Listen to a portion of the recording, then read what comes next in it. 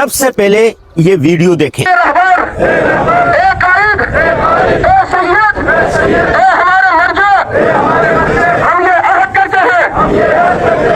जान, हमारा माल, हमारी नामूस आपके हुक्म का मुंतज़िर है।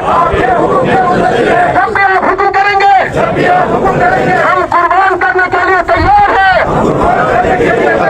हम कुर्बान करने के लिए तैयार हैं। हम कुर्बान करने के लिए तैयार हैं। 3 दफा से दावत बुलंद, लब्बैक मौलाई, लब्बैक मौलाई, ये वीडियो गिलगित की है, ईद की नमाज के बाद की है और पाकिस्तानियों की है जिनके पास पाकिस्तानी शनाख्ती कार्ड है, पाकिस्तानी पासपोर्ट है, पाकिस्तानी घर है, पाकिस्तान में पैदा हुए, पाकिस्तान का खाते हैं, पाकिस्तान में रहते हैं, लेकिन ईरान के साथ वफादारी का अहद कर रहे हैं, ईरान के साथ, तेहरान के साथ वफादारी का हल्फ ले रहे हैं कि अगर ईरान को कुछ हुआ तो हम ईरान का साथ देंगे। अब आप खुद ही बोलें कि मैं बोलूं कि ना बोलूं। आप खुद ही अपनी अदाओं पर गौर करें। जिस घर का खा रहे हैं, जिस घर में पैदा हुए, जिसने आपको शनाख्त दी, जिसका आपके पास शनाख्ती कार्ड है, जिसका आपके पास पासपोर्ट है, जहां पर आपकी जायदादें, जहां पर आपकी माँ बाप की खबरें, जहां पर आप रह रहे हैं, जिसने सब कुछ आपको दिया, आपको चाहिए उसके साथ वफादारी का हल्फ लें, उसके कहें कि कुछ भी हो गया तो हम पाकिस्तान के साथ रहेंगे, हम पाकिस्तान के लिए, अपने वतन अजीज के लिए जानें कुर्बान कर देंगे।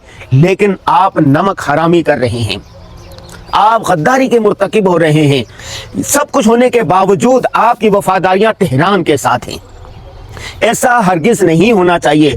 अगर ऐसा होगा तो आर्मी चीफ ये कहने में हक बजानिब होंगे कि जिनको पाकिस्तान अच्छा नहीं लगता, जिनकी वफादारियां दूसरी मुल्कों और कौमों के साथ है, कि वो वहां चले जाएं, वो तेहरान चले जाएं, वो अफगानिस्तान चले जाएं, वो दूसरे मुल्कों में चले जाएं। ईरान पर हमला किसने किया? अमेरिका इसराइल ने। जंग किनके साथ है? अमेरिका इसराइल के साथ। पाकिस्तान की अमलाक क्यों जलाई जाती हैं? पाकिस्तान की फौजी तनसीबात को नुकसान क्यों पहुंचाया जाता है? पाकिस्तान की सड़कें क्यों ब्लॉक की जाती हैं? इनकी प्रॉक्सिस पाकिस्तान में जलाओ घिराव क्यों करती है? यहाँ पर नारेबाजी क्यों करती है? पाक फौज के खिलाफ, वतन के खिलाफ नारेबाजी क्यों की जाती है? क्यों जहर उगला जाता है? जिसने आप पर हमला किया है, जो आपके मुखालिफ हैं, उनके पास जाएं, उनसे बदला लें, वहां उनके मुखालिफ नारे लगाएं, उनके खिलाफ जहर उगलें। ये कौन सा फलसफा है? एक घर आपको सब कुछ दे रहा है, आप घर के वफादार नहीं हैं, लेकिन दूसरी चीजों के वफादार हैं। खैर, ये वीडियो अभी मैं आया हुआ था अपने आबाई गांव में, बल्कि जिस जगह पर मैं खड़ा हुआ हूं, ये पीछे, दाएं, बाएं और सामने ये मेरी ज़ाती ज़मीनें हैं।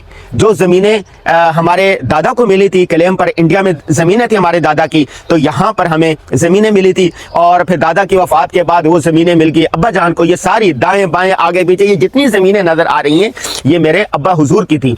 अब्बा हुजूर की वफ़ात के बाद हम 5 भाई थे, तो ये ज़मीनें तकसीम होकर हम 5 भाइयों में और बहनों में तकसीम हो गई। जिस जगह मैं खड़ा हुआ हूँ, ये मेरी ज़मीन है। हमने अपनी ज़मीन में क्या लगाया हुआ है?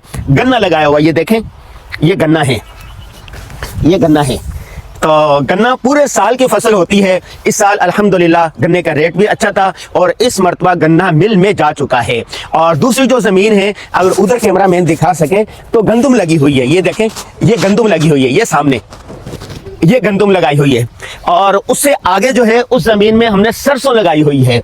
और बच्चों को आज हमने दिखाया, एक वीडियो मैंने फेसबुक पर रील लगा दी है कि सरसों कैसे थ्रेशर के जरिए, ट्रैक्टर थ्रेशर के जरिए कैसे निकलती है, वो बच्चों को हमने दिखाई। और ये गंदुम थ्रेशर के जरिए कैसे निकलती है, ये भी बच्चों को दिखाई। और जब भी छुट्टियां होती हैं, ईद की छुट्टियां हो, ईद उल फितर, ईद उल अज़हा या वैसे सालाना तातीलात हो, तो हम अपनी फैमिली के साथ आ जाते हैं अपने गाँव में।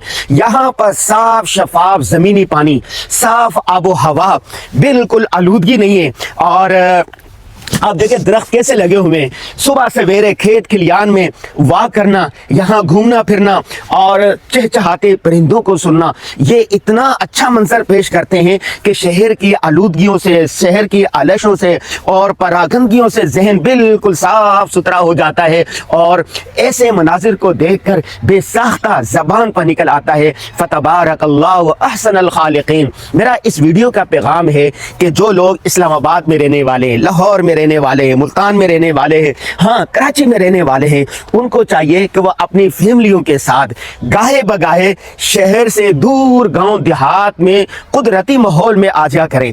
एक हफ्ता आप गांव में रहेंगे। हमारे अल्हम्दुलिल्लाह गांव के अंदर घर बने हुए हैं, 2 कमरे हैं, बेड लगे हुए हैं, सारी सहूलियात मौजूद है, बिजली है, गैस है, ये मेन रोड है, ये देखें मेन रोड है यहाँ पर। और सबसे बढ़कर अमन है, सुकून है, इत्मीनान है, किसी किस्म की कोई परेशानी नहीं है। आप फैमिली के साथ गांव देहात, ये साथ नहर जा रही है, वो हमारा एक बेटा गया हुआ, वो देखो नहर पर ये नहर जा रही है, हमारी जमीन के अंदर से ये नहर गुजर रही है। और हमारी जो जमीन है सरसब्ज और शादाब है, इतनी खूबसूरत जमीन है और इतनी अच्छी आबो हवा है। आप हमारे गांव में आ जाए फैमिली के साथ, 1 हफ्ता रहे, 2 हफ्ता रहे, 3 हफ्ता रहे। हम अपनी फैमिली के साथ आए हुए, उधर देखें हमारे बच्चियां खेत में घूम रही हैं।